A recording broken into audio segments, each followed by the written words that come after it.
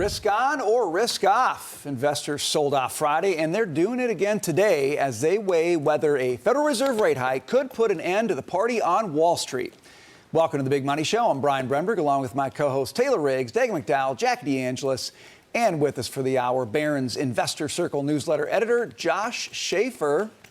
Thank you for that round of applause, very quietly for Josh. That was good. One golf clap. Josh gets the golf clap.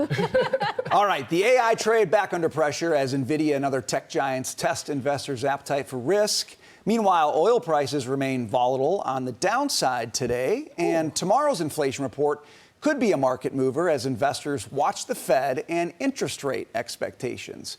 President Trump still making the case that the real story here is economic strength. We have more people working in the United States today than at any time in the history of our country. And you see the numbers on the stock exchange. We had just today 73 records. We have 73 new highs.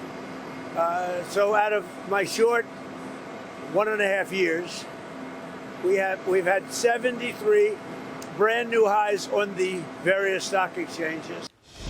But not today so far, Josh. So I was sitting in my office watching these equity markets deteriorate, and I thought Josh Schaefer will have the answer for me. What do you think's going on here? Why big sell-off Friday, a little bit of a nibble back Monday, and now we've deteriorated today? What do you see? This is just kind of how sell-offs often work, Brian, in terms of you have a big unwind of positioning on Friday, and then you're going to see some follow-through on that on the next couple of days. Not necessarily a new catalyst here, but when you look at what's down in the equity market, we're talking about the NASDAQ being down over 2%. You take a look at semiconductors, that's down 5%. That SOX index was down 10% on Friday. So you're just seeing more profit taking from an area of the market that was up over 100%, going back to just last Wednesday when we talk about semis. So I think it's still just some profit taking in those high flying areas and a rotation. You have 300 stocks in the S&P 500 that are in the green right now. So we're looking at red on the screen for the indexes, but you're seeing money stay in the market, which I think is always an interesting thing to point out during a sell-off. You're seeing staples and some healthcare, other safety plays within the market continue to catch a bid. So I think you see investors still want to stay in.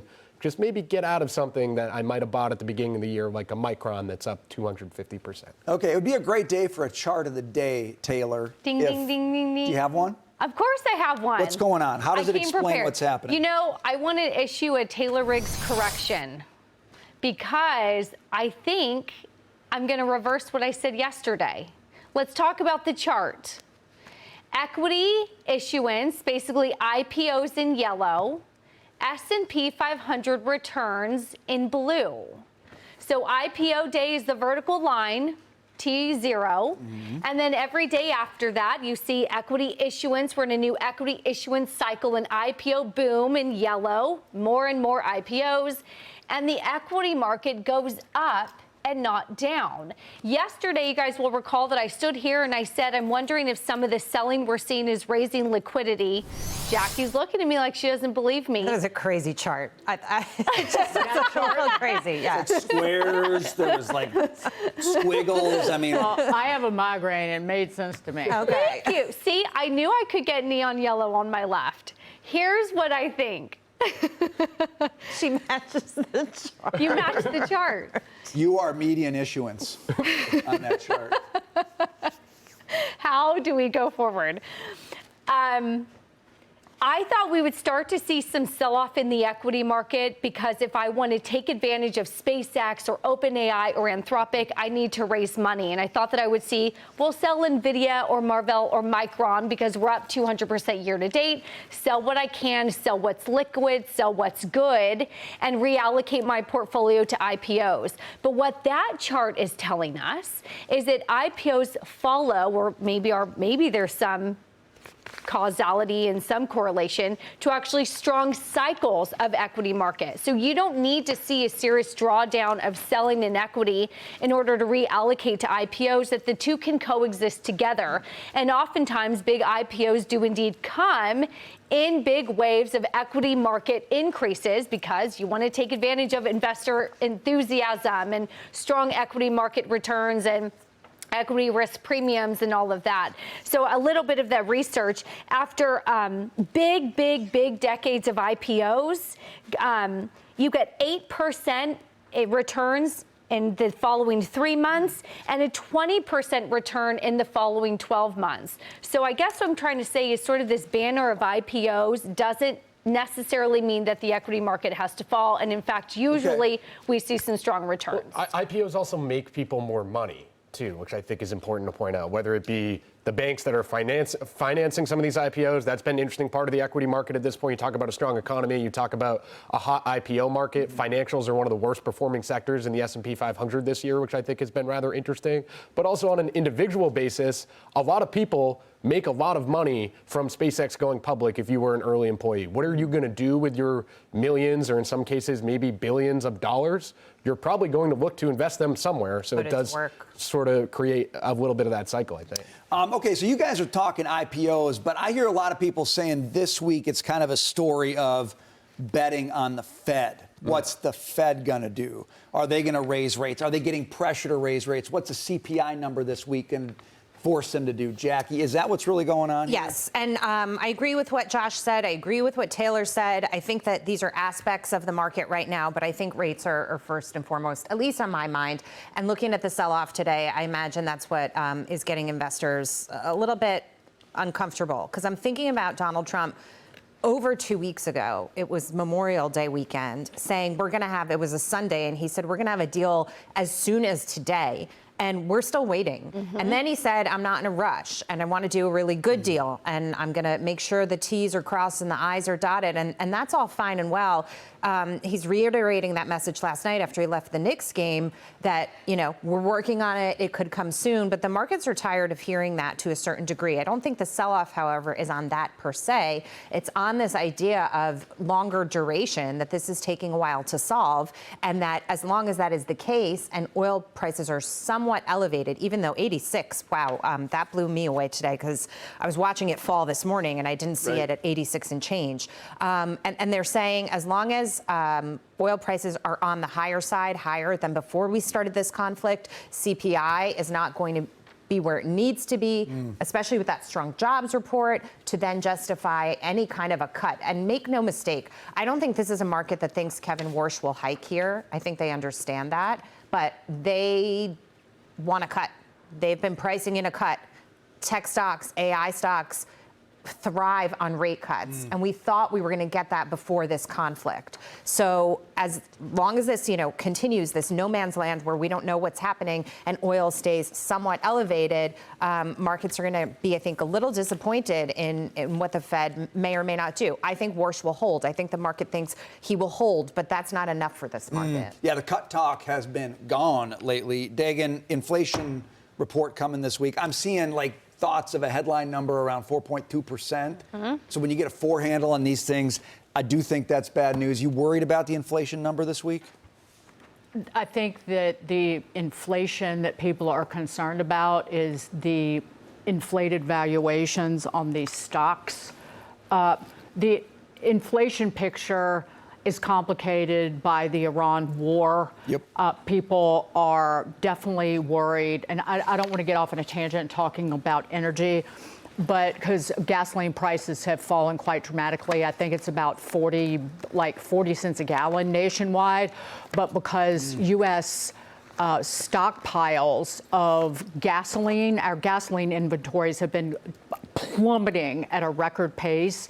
The thinking is now shifted toward a resurgence in the price of gasoline and a real supply shock going into the summer. I digress. So this might not be a one-off in terms of the consumer price index, but the Fed likely on hold the rest of the year because the high energy prices that will probably head higher again into the summer will hurt consumer spending.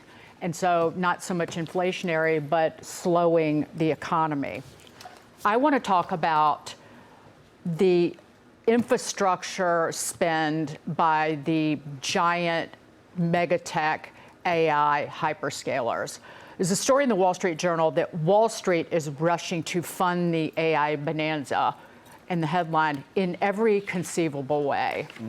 And this is something that we've been talking about, that I've been talking about for about a year, that if you have to look at the spend by these companies as a percentage of our economy. And it has been multiples of what was being spent during the dot-com bubble. It's like 3% or even more now, and 1% by the telecom companies and the fiber companies back during the dot-com bubble. Right now, spending on data centers and other AI infrastructure just by the 4 big tech companies this year. That's Google, Amazon, Microsoft, and Meta. I think those are just the big 4. Is more than $670 billion. That is a larger investment as a share of the economy than even the railroad expansion of the 1850s. This is in the Wall Street Journal. So if this spending and the Wall Street, the investment banks are doing absolutely everything to keep this, the music going. The bond issuance this year by those same big companies, Amazon, Alphabet, Microsoft, is 9 times bigger than it was 2 years ago. 9x, so about 835% bigger. It's $159 billion of bonds globally this year versus $17 billion in 2024. So if this spending slows, doesn't even have to stop, but it slows, the music will stop for all of this that we're looking at. That the party is over and they turn the lights on and tell everybody to go home, and nothing kills a buzz, a mania, a euphoria like the lights coming on and seeing what you have to show for all that money you spent when you were drunk. And it's a sign of all of this money that is being spent by these big companies and I don't doubt what will be created with this tech by individuals and companies. That's kind of the meat of this. But it's a sign that even these giant mega cap techs are scared they're going to get left behind if they don't spend that next $100 billion. They're so used to being monopolies that they don't want to get left behind in the next world with this tech. And so they're all spending like they're intoxicated. Even look at Meta. Meta's already a failure when it comes to what it's been able to do with AI. It's just creating more garbage on Instagram, and it can't even hold on to people who they've paid like $100 million. So you're looking at real bubble level spending and fundraising, and Wall Street, it's starting to look like the housing bubble. God, she scared me. I know. Well, I'll tell you one thing. If you've had too much to drink, a good thing to eat is a peanut butter sandwich. It'll kind of help sober you up. And you're looking at Smucker, Taylor. So tell us something about Smucker. So on a day when everything turns red, James Smucker is up 12%. A beat on the top and the bottom line. You can think higher prices for coffee and baked goods. Now, higher prices offset something I think to me a little bit more concerning, a 4% drop in sales volume. But again, they're saying there's a little bit of this reduced demand for snacks and breakfast items. But then the good news is customers are sort of being conscious of their budget and trying to eat more at home, which helps this business. So there's sort of a little bit of a push-pull, but I'm wondering if for this company we're hitting the wait for a big SAT word, the elasticity demand, where they've raised prices big enough that actually people are now pulling back and they're not willing to accept the higher prices. So we'll have to see. But for now, shares are up 12%. PBJ, what do you think? I like an Uncrustable. You ever seen someone take the crust off of Uncrustables? That's an interesting one, too. Taking a crust off of Uncrustables. Yeah, you could still peel that little ridge off as well, but I personally would have to that. hate crusts so badly. Well, it gets a little stale. The crust, the crustiness of the Uncrustable, it gets dry. Look at Johnny's But you're an face. Uncrustable eater? We're talking about frozen processed food. Yes. Peanut butter banana is better. I would rather make my own peanut butter banana, but Uncrustables are easy. Are you too busy to make a fresh one? So no I'm here one's with you guys. drinking the coffee? I gotta grab my If frozen that Uncrustable. AI spending stops, you're going to be eating a lot of peanut butter and jelly sandwiches. So am I, so you better get used to it.